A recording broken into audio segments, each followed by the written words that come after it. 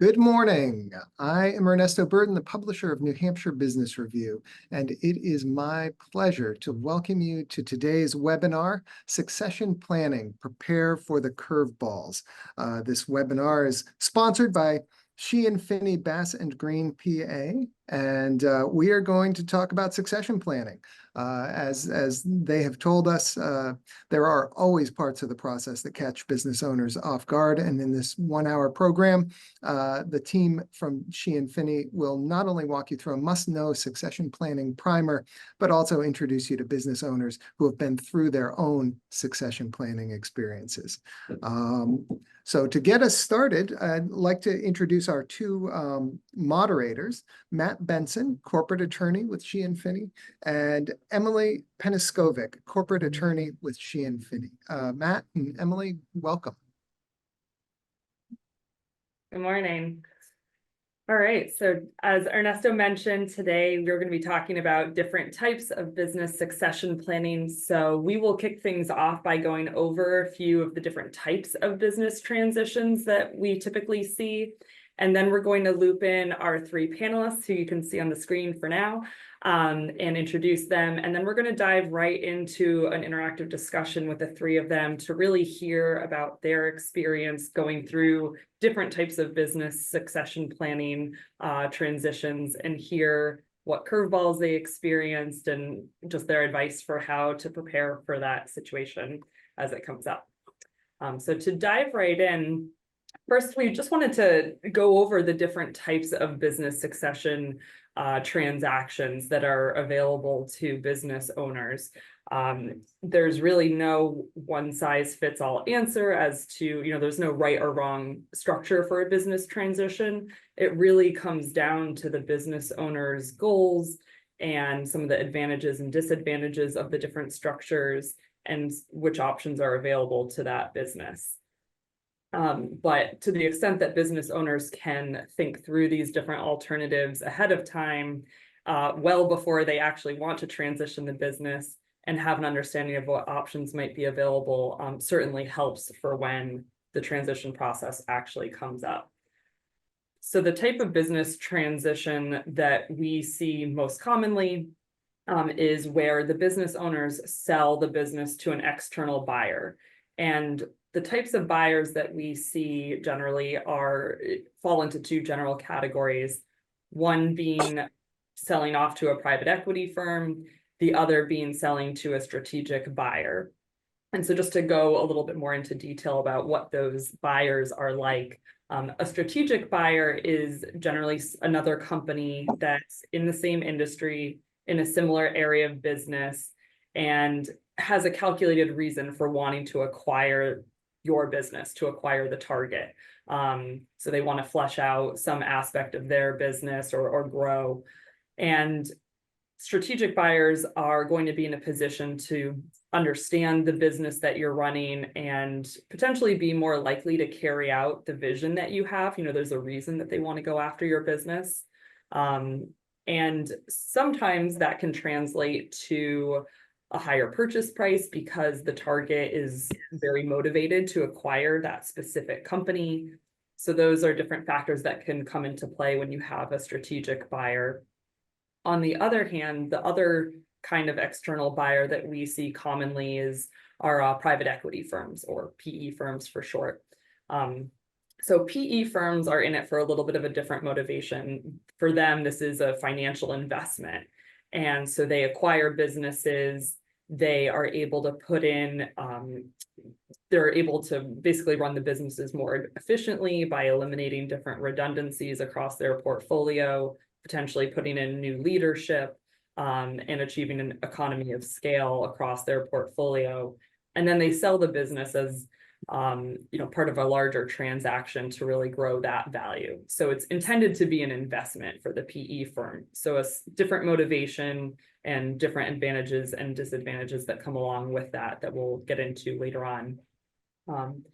Most recently, in the last year or two, we have seen an uptick in activity from strategic buyers as opposed to private equity deals. And I think, there's a number of different factors that play into that, but one of those factors is just when interest rates rose and we saw the economy shift over the past year or two, the PE model sometimes becomes less stable in that situation. So we just saw a lot more of our deals were strategic buyers. And so then the next type of business succession that can come up is an interfamily succession. So passing the business down to a relative. Most typically, we see passing the business down to the owner's children, to the next generation, but it really can be any relative. And this type of business succession allows the owners to keep the business in the family. A lot of times that translates to being able to maintain the ideals that the current owners have in place. And it also can be a mechanism for establishing generational wealth. So it can be a great way for families to, preserve that asset through the generations. But as you can imagine, this type of business succession also comes along with a number of unique circumstances, like avoiding interfamily disputes, and even potentially even more critical than other transactions, to keep written agreements in place. In other words, to have this structured like any other transaction where you have written legal documents. So the next type of business succession could be selling the business to an existing employee. So someone who's interested in taking over the business, typically that would involve, internal training and mentorship through the years, kind of getting that person ready to take over the reins. But having an existing employee take over can help provide a seamless transition and some stability for the company and the other employees going forward. So that's another alternative that we sometimes see. And where the next type of business succession is where you have multiple owners of a company, having one owner pass their share of ownership over to another co-owner. And sometimes that arises unexpectedly. For example, if there's a death or someone unexpectedly needs to retire because of some kind of issue.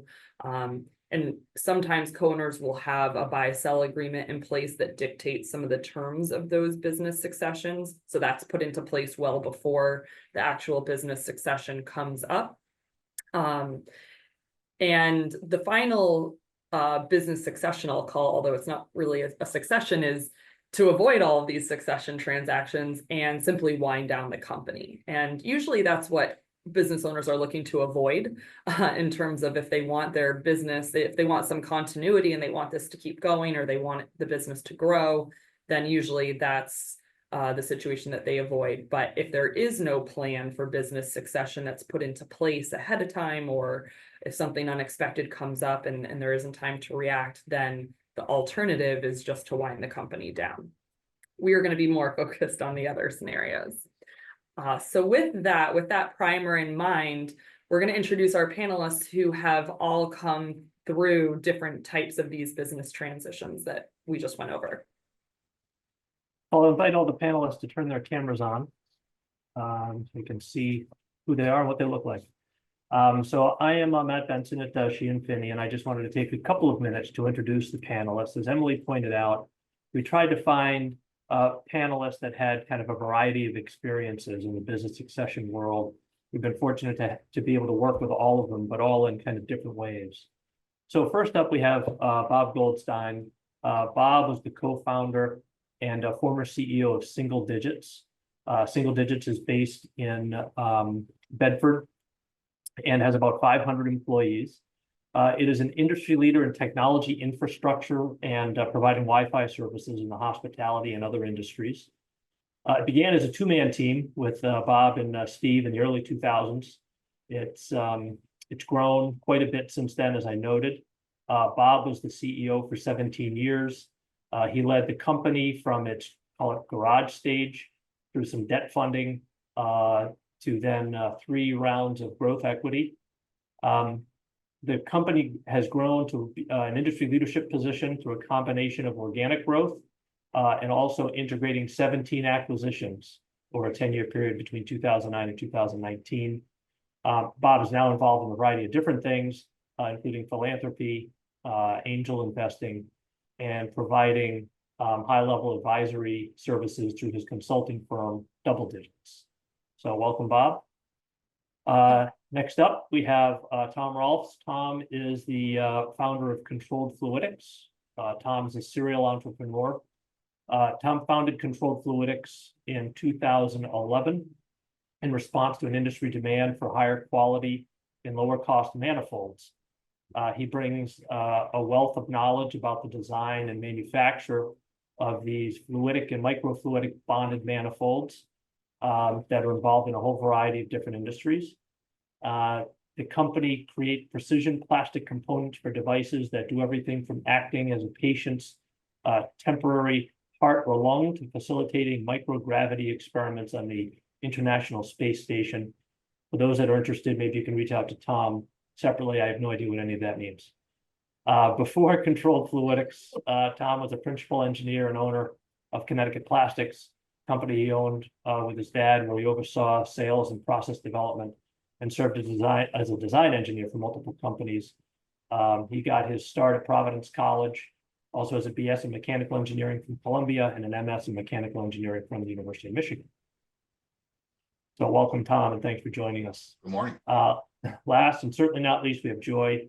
Joy LeBlanc is the president and third generation owner of a family business, AJ LeBlanc Heating. She is currently the president and primary owner of the company. She started her career with the company about 40 years ago. I guess, Joy, when you were only 2. You grew up in Bedford. Her home is where her business office has been and still operates an unofficial center of operation for the business. She graduated from Clark University in Worcester, Mass. With a BA in business management, minor in marketing. After college, she had other plans, but a knee injury at the time prevented her from really fully engaging in the job search, and she started doing some work for the company, for the family business that continued to grow over many years to the point where she became the successor owner of the business, and as I mentioned before, is currently the company's president. LeBlanc, as a company, has strived to operate, well, Joy has strived to operate the business and the company just as the first generation did, by offering a commitment to honesty, craftsmanship, community involvement. And as I mentioned, she's basically done every job that there is at the company, a variety of different things, from customer service all the way up to her current role, really serving as president of the business. So, Joy, thank you also for joining us. As you can see, the 3 panelists, as I mentioned, all come from a variety of different business succession experiences. As we'll get into momentarily, Bob and his experience was really involved in the business succession regarding private equity firms and kind of rolling through that process. And he's been involved actually both on the sales side and the acquisition side, as I mentioned. Tom's experience is a little bit different. He's got, I guess, kind of a mixed bag of experiences. The Connecticut Plastics experience was really more also of a private equity backed buyer. His more recent acquisition with Controlled Fluidics and selling to Ingersoll Rand was more of a strategic buyer situation where Ingersoll Rand was looking to buy the company to add to its own portfolio of businesses and experiences and products. And then finally, we have Joy, and she's been involved in the business succession of a family business. So far has been the recipient, and I imagine at some point we'll want to consider what she has in mind and what her plan is for passing the business on through the family. So hopefully this variety of different experiences will be able to answer a variety of different questions for the audience, and you will have an opportunity to fire away and ask questions too along the way. We will try to get to those questions as they come up, and if we start to run out of time, we'll hopefully have some time at the end to also answer any questions that you want to ask along the way. So with that, I'll turn it back over to Emily, and we're going to talk about preparing for the business succession. Thanks, Matt. So well before a business actually gets into the actual succession transition phase, there's a whole preparation process, which can take anywhere from months to decades, depending on the specific structure of the business. So we started things off by going over a couple different types of business successions. So I'd love to hear how you all thought through what type of transition made sense for your company and what you took into account when thinking that through. Anyone can feel to start. Feel free to start. Sure, I'll take the first one. So, there was different phases of in the business where we were thinking about selling very early on. In fact, we had somebody just knock on the door to acquire us when we were really small, about 10 people, and we had not done much homework or prepared for a process. And we were enamored with the idea of making some money and then being part of a large organization. It was a strategic buyer, but we kind of learned a sad lesson of not being prepared for that type of deal. And though we had an LOI signed and diligence began, the process never really closed, and it sort of dragged for months and months. So we kind of learned from the school of hard knocks there that is not the way to do it. And then certainly much later on, when we were getting ready to fully transition, we spent a solid 6 to 9 months in preparation, starting with the hiring of a banker and the review of those bankers, and then building a data room and putting all of our materials in place to be ready. So when we kind of announced that we were out there and looking for a buyer, we were ticked and tied, and that whole process from the initial phase, which actually again was prompted by an inbound call, but instead of us saying yes, we said no, but decided that must be the time to start a process, and we were a little more methodical about it. It took about 6 months, I'd say, from the time we had this early dialogue till we were in the market, and then another 3 months from the time we had a chosen buyer to close. And Joy, I'm sure your process of thinking this through was a little bit different, knowing that there were already 2 generations of family that had owned your business. But how did the prior generation start to discuss the transition of the business with you, or think through, when that time was? Well, I think back to when my grandfather owned the business, and that he ran it. And interesting enough, I had to review how long he was really in his position for the duration of time from 1928. It was until 40 years later did he decide that one day he would just retire. And the 3 sons, the second generation, turns out there was no plan. There was no understanding of what was going to happen. And from that day on, the second generation had to get together and plan who's going to run the company, who's going to manage the office, who's going to run the field. So all of those challenges took place because there was no planning.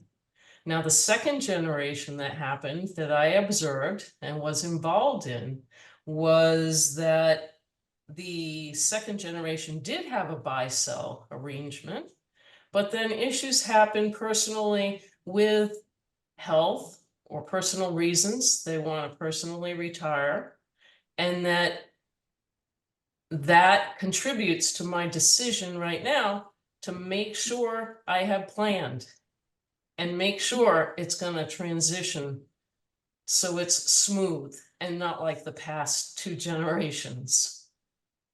So it sounds like everyone learned a little bit from the prior generation. So I'm sure you'll have the smoothest transition. We hope so. And Tom, what was your process like in terms of ramping up controlled fluidics and thinking through when you were ready to transition that business? Yeah, so I had brought a partner on in 2019, and we had a sort of an informal agreement for various reasons to sell the company starting the 1st of 2025, January 1st, 2025. So I knew it was coming. I knew I had been through the process with Matt. I knew the grind, so to speak. So we had sort of started planning for it. As it happens, it's not January 1st, 2025 yet, of course. But we had the buyer step forward a little earlier than expected, so we were a little caught short. Some things weren't quite in place where we wanted to, but we essentially held them off until we could kind of get our ducks in a row, and then sort of proceed ahead with the process. And at what point in that process, like you said, you had the benefit of already having gone through this type of transition, specifically with Matt even, which is great. But when did you think to start to loop in your advisors and get them up to speed? So lawyers, accountants, Bob, you had mentioned bankers. As soon as we got the offer letter, Right. So we You're had like, kind of here. light informal conversations. Yeah, I had done it before. So as soon as we had the light informal conversations, I knew the guy to call. So, Yeah. that was an easy decision for me. And Bob, it sounds like you had about 6 months ahead of when you started to really ramp up any kind of transition. You were starting to reach out to your advisors. Yeah, I think, look, all along, I think working with attorneys and accountants to have the things in place that we thought were going to drive the most value. Like we recognize in our business, a key piece of our value prop was our contracted recurring revenue. So having, having signed, organized contracts in a file that you could find, which was going to be a pretty important piece of the puzzle. So, we had begun that work. And just made that part of our core competency probably for years beforehand.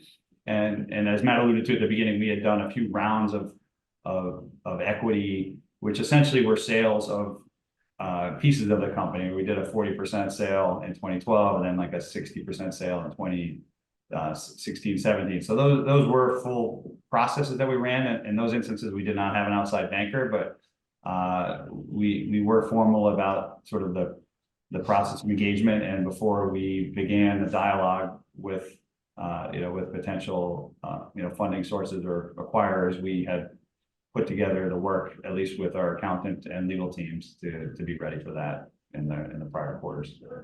And I promise I didn't pay Bob to say that, but it's exactly what a lawyer loves to hear is, I think clients are always surprised about how long some of the cleanup can take if you haven't had those advisors involved all along. It can really help accelerate the process if you have already thought strategically about getting some of that wrapped up ahead of time before you have an offer letter in hand. I could add, I would just add one little nugget there. As a buyer of 17 companies, those that didn't have that work done, we had signed LOIs and we engaged, and then their files were a mess. They didn't have all the information in a manner that backed up the purchase, the reason why we're doing the deal. And then so either the deal didn't happen or it happened at a discount. So we kind of got to see firsthand what it's like on the other side. Yeah, the discount I feel like usually gets people's attention as a seller. And how did having this impending transition affect the way you all were running your businesses? Or Joy, what did you see from the prior generation? Did that shift anything in terms of how the business was run when you started to ramp up for a transaction or succession?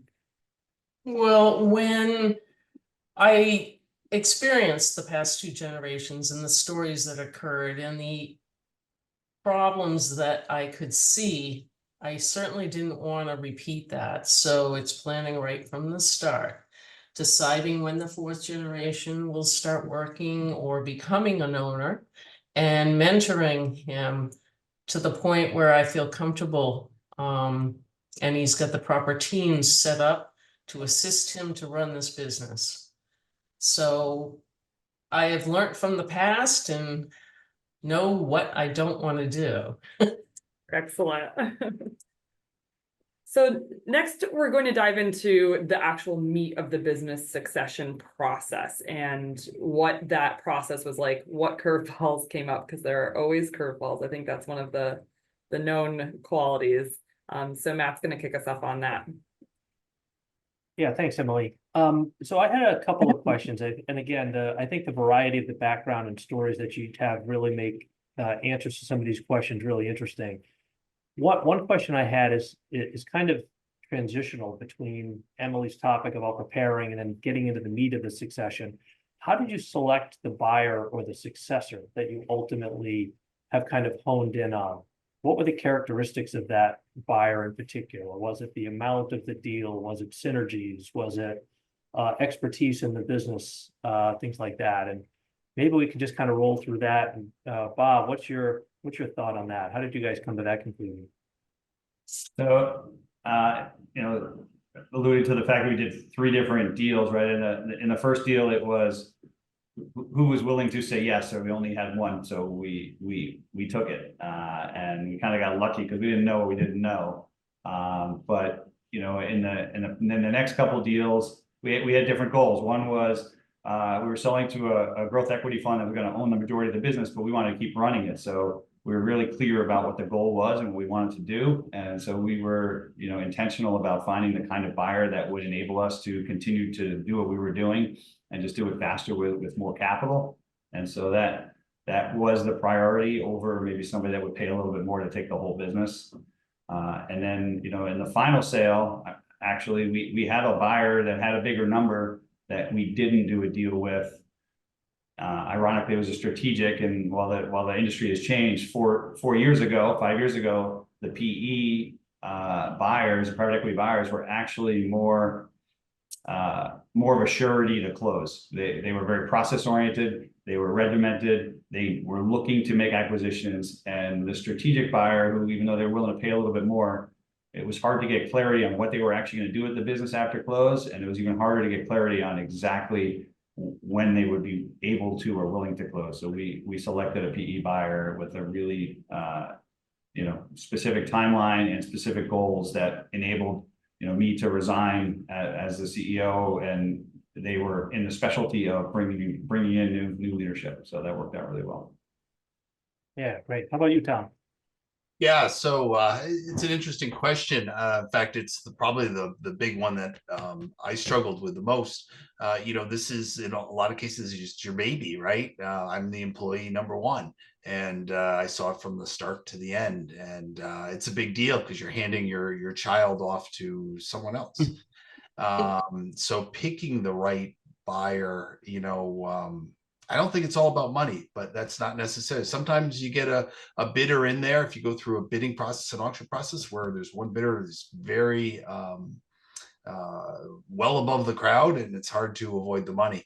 I know that through the Connecticut Plastic sale, we sold to private equity. We sold to a bunch of good guys who did a great job running the company. Sadly, 3 or 4 years later, they sold it. Now Connecticut Plastics is, I think, on its 5th or 6th sale. So it's been kind of kicked around from one owners group to another, and just never really got any traction.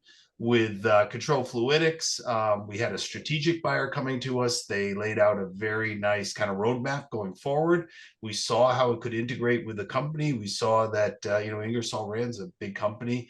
They are going to use it to launch further products and stuff. We felt that as a strategic buyer, they were offering our employees nice packages. I think that's how the price was right, of course, but they offered a lot of assurances that the company will be well taken care of. So it's a tricky thing. It's probably, I think, the most difficult, because the last thing you want to see is like Connecticut Plastics, unfortunately, being sold 5 or 6 times and never really finding a home.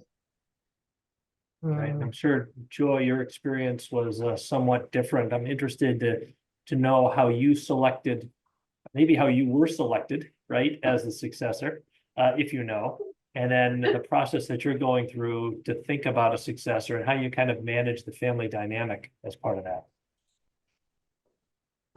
For our family, like Tom was saying, it's your baby, right? So the company is our family's baby, where we've gone from one generation to the next.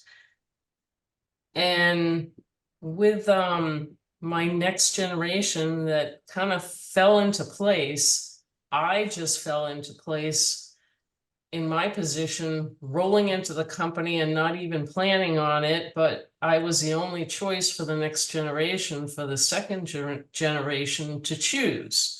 Their goal is to keep it in the family, and that's what they ended up doing. Had some hiccups along the way, a lot of them. So the next generation, we did have that opportunity with my nephew to come in, and he was educated.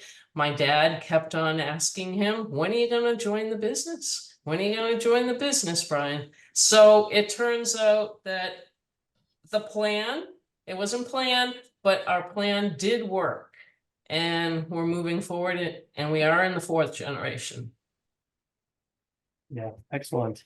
So as you each went through the transition process, what was the biggest challenge that you saw come across your desk as you were going through it? Maybe something that was anticipated, that you thought about and knew was going to be big? Tom, you've already alluded a little bit to, trying to find the right buyer, and that was kind of a challenge, but was there a particular challenge for the process maybe that you didn't really anticipate that you had to figure out as the process unfolded? And Bob, is there anything that jumps to your mind? Couple big ones. I'd say that, the biggest was the market's, reaction to the deal and who the buyer would be, to make sure we didn't lose value. Some of our contracts were long, I guess we had written long ago and hadn't really thought about the sale at the time of the contract. So we needed consent from some key clients and vendors. That became actually a significant issue that needed a lot of work to get some sign off to make sure that because the buyer wasn't going to close unless they got the consent of some key clients, and even contracts that didn't require it, the buyer then required it. They wanted to make sure that things were going to stick around. So that was really a big challenge. And another piece was managing the key employees in that transition to make sure that those that we needed to stick around were going to and wanted to, and communicating, to the right people at the right times, because these types of transactions create a lot of nervous behavior from employees when they hear about, oh, we might be for sale. Like that might mean something really good for me or really bad, and keeping people focused on doing their job every day and not letting it distract them became a significant challenge as the diligence process got deeper and it was obvious something was happening. And just a quick follow-up on that, Bob, did you find that there were tools in your toolbox that could help you manage those things? Is there any kind of tip for how to try to get over the hump on some of those challenges? Or is it just something you found that you had to manage along the way and walk people through how the process was unfolding? Certainly on the contract, on the customer contract component, we just got smarter about that in later years and had the right language in place so it didn't require it. And so that became, that made it easier in future deals. But on the employee one, I think it was about having the right cadence of communication. Honesty is the best policy, but keeping a smaller group informed as they need to know, and engaging people in the process, and just being confident that the buyer, the reason somebody wants to buy the company is because everybody that works there is doing a great job. And that's who they want, right? They're not looking to, at least in our business, is a very service-oriented business. So everybody doing installation and support and sales and engineering was needed by the next buyer. In fact, new money coming in as part of the deal enabled people to grow in their positions, grow in their careers, and kind of selling that vision and dream a little bit was part of the process. Got it. How about you, Tom? What was the biggest challenge that comes to your mind, one or two challenges, and how did you find yourself trying to manage those challenges as they came up? Yeah, it was a much more thorough process than I expected. And when I say thorough, there's a lot more rules out there that exist for companies that I knew about, like stormwater runoff. Like, who knew that industrial buildings need stormwater runoff permits, and every state has a different stormwater runoff permit process. And so on. Having two facilities, two different states, the tax handling between the two states, and how the production is allocated between them. So the whole process was far more sort of intensive on the rules following and kind of digging into the details that I had expected. It took us, as you know, roughly 6 months of due diligence, and it was a lot of work. It's a heavy lift. Yeah. And Joy, how about you? Again, you've been on both sides of the succession, but what have you kind of realized was the biggest challenge, or at least what do you anticipate maybe the biggest challenge to be here going forward? During my ownership, when my dad transferred his shares to myself, the company was blended in the generational ownership from the second to the third generation.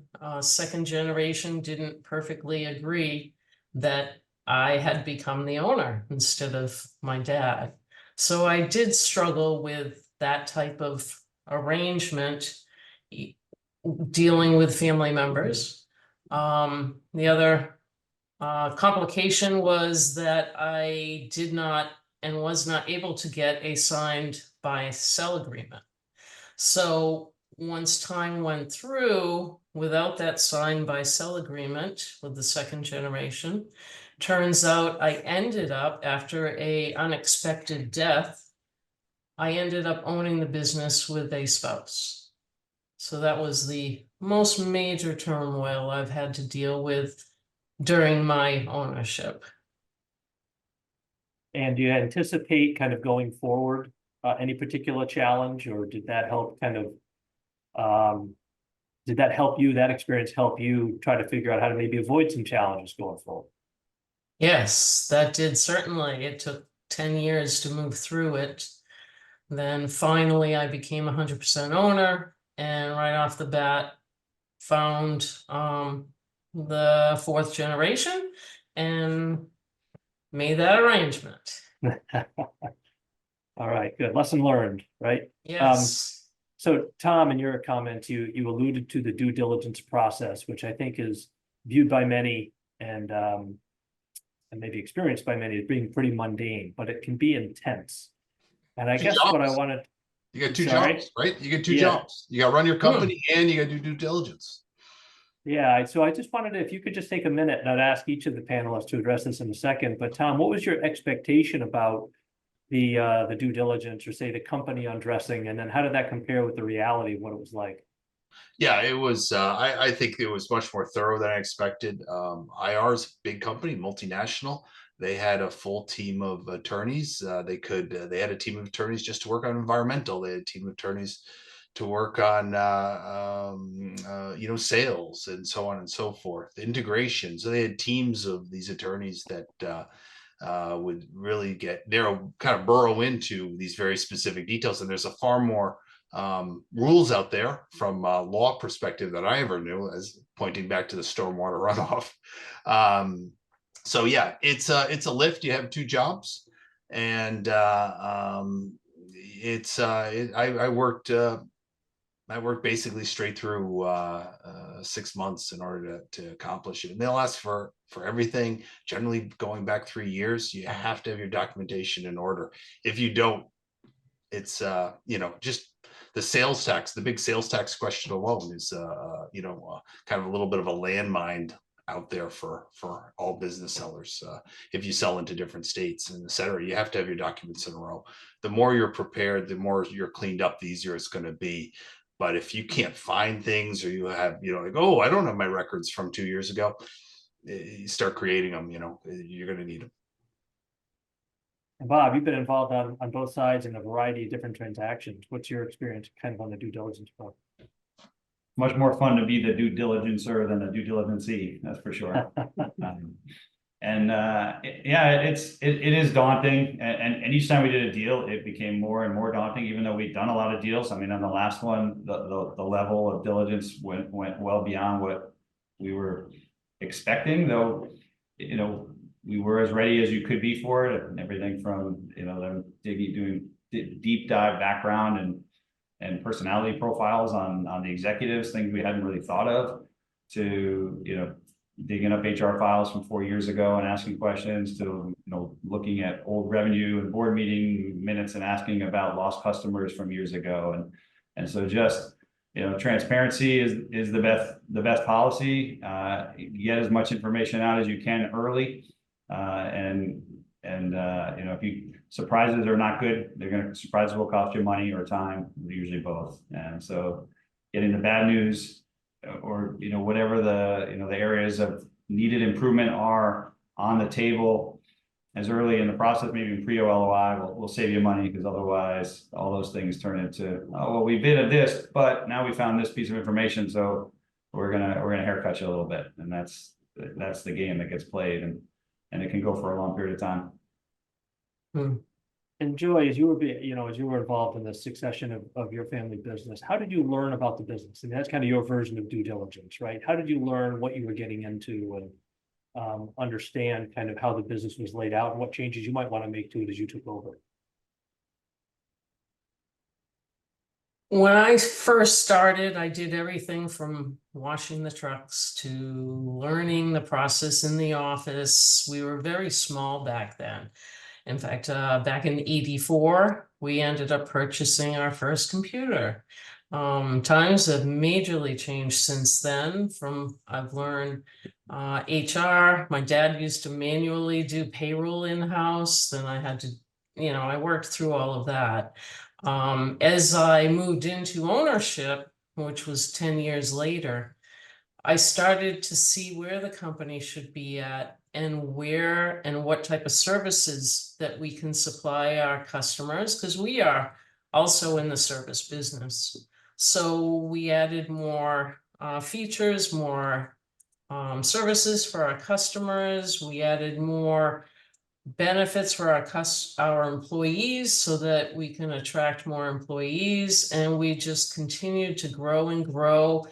Also, we purchased, like the others, other businesses, and every business that we purchased out, we learnt more and more as to what we'd like to see in the future and where we should go.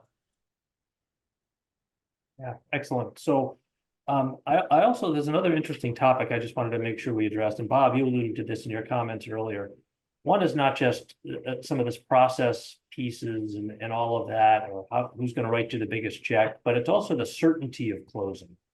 And you alluded to that, right? So you might get more than one offer for your business, but how important do you think certainty of closing is, and how did you assess it so that you felt comfortable that you were going to not just start a process, but actually end the process with the party that you started? Oh, that's a good question, and actually one we spent a lot of time on, especially on the last deal. We just got better at it, and you recognize that what a buyer is trying to do is get to exclusivity. So now there are no other buyers at the table. So you sign an LOI, now you're in this period of exclusivity where you're not allowed to talk to other potential buyers, and this is where they try to, now they are in control of the entire process from that day forward based on the length of the exclusivity. So what we learned through these processes and by the last time doing our deal is that getting several bidders at the table at the same period of time, having a couple rounds of bidding to negotiate not just the price and the terms and understand the deal thesis, so we could get alignment on what the future of the business was going to be to make sure our employees and customers were happy, but also negotiate things like the length of time they have to close a deal, and make it clear to them that there are other buyers that are now being told they're on pause for a shorter period of time, 30 days or 45 days of exclusivity, and try to force the buyer to hustle through that process and really define with clarity what their due diligence process is and their expectations. So, those are the things that gave us a lot more certainty and things we didn't do well some of the early times we were doing deals, and we got better at that at the end for sure. Yeah, very good. And Tom, your experience with trying to assess the certainty of close and how you were able to kind of work through that issue, and how important it was to you as part of the process. And you're on mute, so I just want to make sure. Thanks. Yeah, so I was fairly comfortable. Ingersoll Rand is an active buyer of businesses that are good bolt-on acquisitions. I saw the synergy there, how we could fit into their organization. They had come to us originally. We hadn't started an auction process, so they came to us. So I think the comfort level is pretty high. They seemed like essentially a very high quality buyer who made good overtures and seemed like their approach was reasonable. So I didn't have a lot of concerns. Obviously, when you're working through the due diligence, they'll present something and you're like, oh, maybe we don't necessarily comply with that. And, how does this affect the deal and things like that. So there's always a little bit of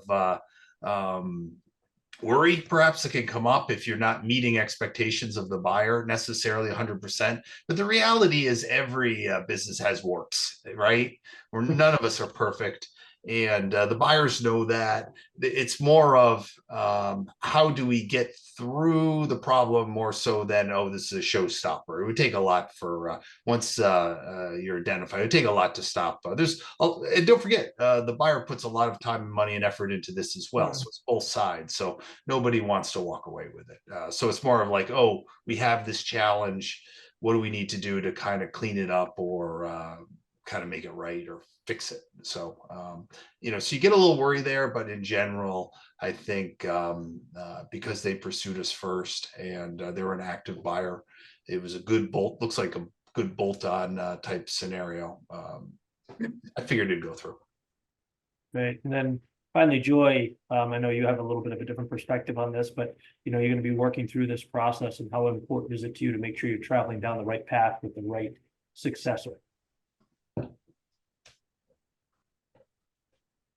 Well, I want to follow what my goals have been to keep the business in the family. So I'll be working, fortunately, my dad passed the shares over to me. And even though he was my mentor, later on, he didn't have a lot of time to retire. So I really am working, well, with my nephew to make sure that he understands the whole process. And I just want to feel assured that we'll be okay. Excellent. Okay. I just want to mention that to the audience, there is a availability along the bottom on the Q&A tab if there are any questions that you wanted to ask for us to try to address before we get to the end.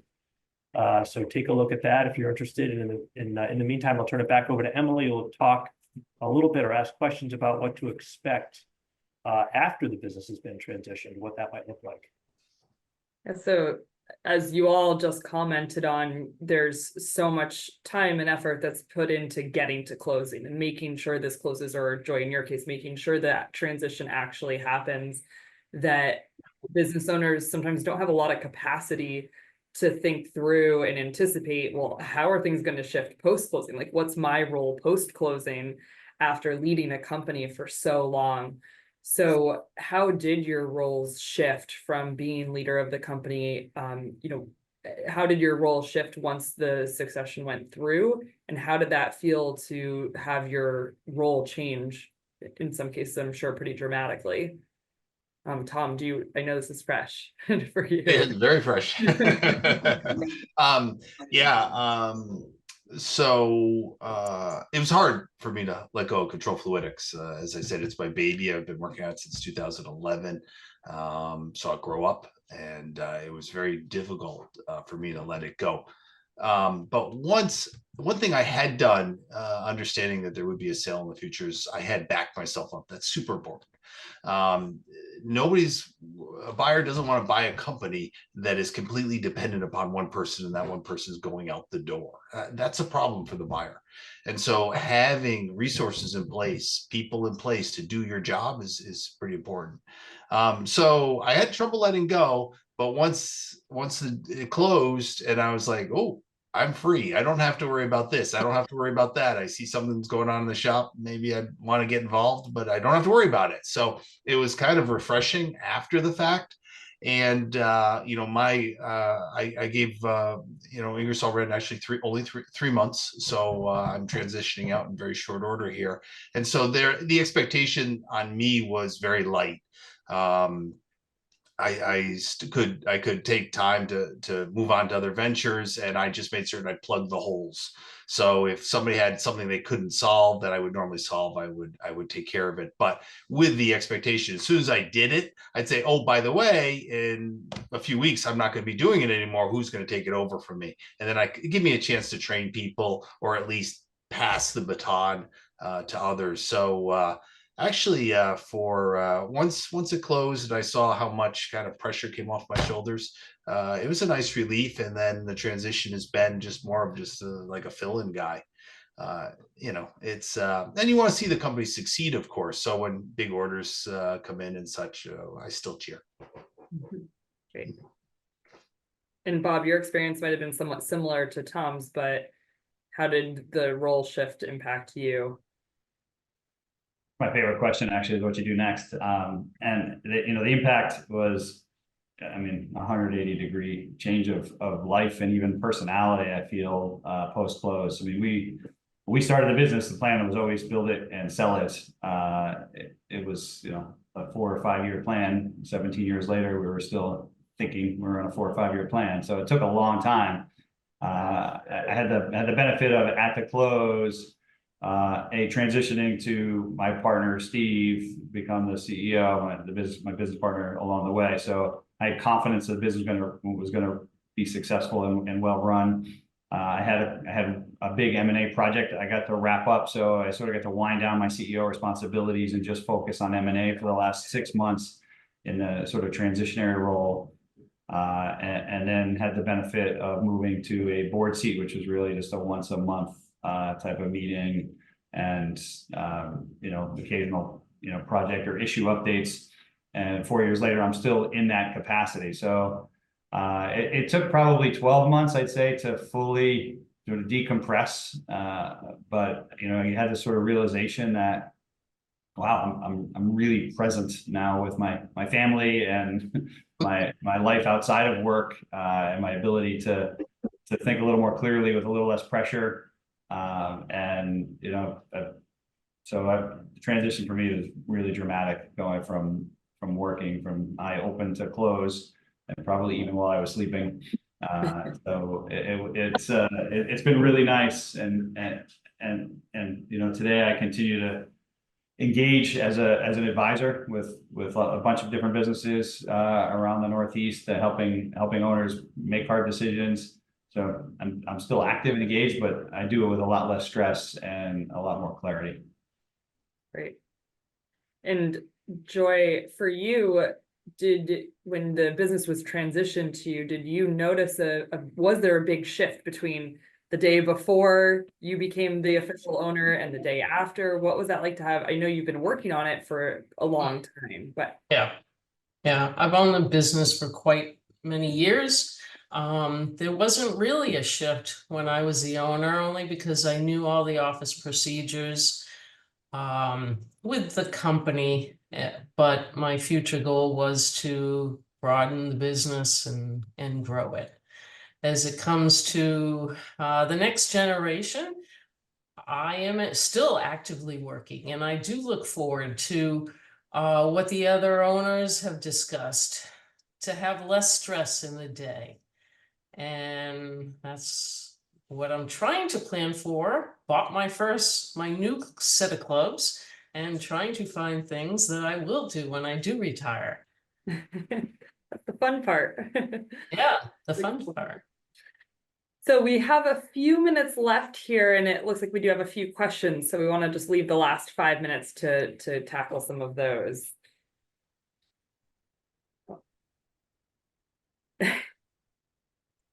Realize I was muted. I spared you all a few seconds of my commentary. So question number one is, how can you encourage owners to think ahead and prepare for the sale? There's materials out there that recommend, assembling a team 5 years in advance in a perfect world. But most of you, it sounds like, are so busy running the business, it may be hard to pick your head up and do that. What recommendations might you have for that part of the preparation? And maybe start with again, you, Bob. Sure. Actually, I mean, Tom brought up a really important point, right? If you really want to sell the business, you must offload lots of responsibility. You cannot be the center point of decision making of sales or product of building up your team and building a team model and a culture that will persist when you're not there is really the first step. And then just being purposeful in everything you're doing. You're building the organization at the point forward where you have decided, hey, I'm going to sell this business, whether it's 1 year or 5, and you're taking steps in that direction for somebody else to potentially operate it. Any additional thoughts? Yeah, I'm gonna second Bob. I mean, I think the answer to that is you should run your business. If you run your business properly, it can be sold. So things like being aware of the sales tax situation. There's lots of little nuances. It could probably be overwhelming, and I guess I'm asking a lot. But if you run your business properly, it can therefore be sold. I mean, you shouldn't run a business that's completely dependent on you. We can get hit by a bus, right? And then your business will have a problem. Don't let that happen. So I think that's really the key to it, is if you run it where you're essentially covering all your bases, it will be ready to be sold. It's got to be clean. You run a clean business, in short.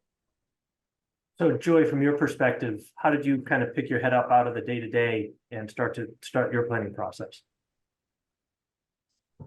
When I started to see where we wanted to go, I joined associations that had other members that were like ours with families to discuss with advisors and other business owners as to how they move through their generations. And it was interesting to hear those stories, and I learned from them. So not only reading about succession, but also talking with others that have been through it was very successful, very knowledgeable.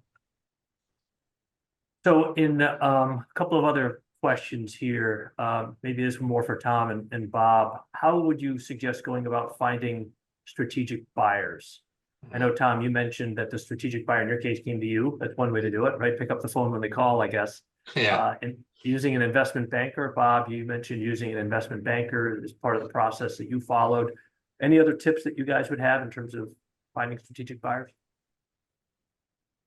I would say being active in your market, right? Your trade shows, your competitors, your suppliers, your vendors, your key clients, like the conversations that happen in that space is where those things derive from, and not shying away from those conversations. Like I found along the way, some people are very uncomfortable having a conversation when around M&A or strategic investment or sale or what you're going to do after, and if you're not willing to have that kind of conversation and be open and ask those kinds of questions, it'll be harder to find. But if you are, actually most people are open and want to have that conversation too. Everybody has a plan at some point to exit, so asking the question will just make it known you're out there, and being really aggressive on the marketing and sales front.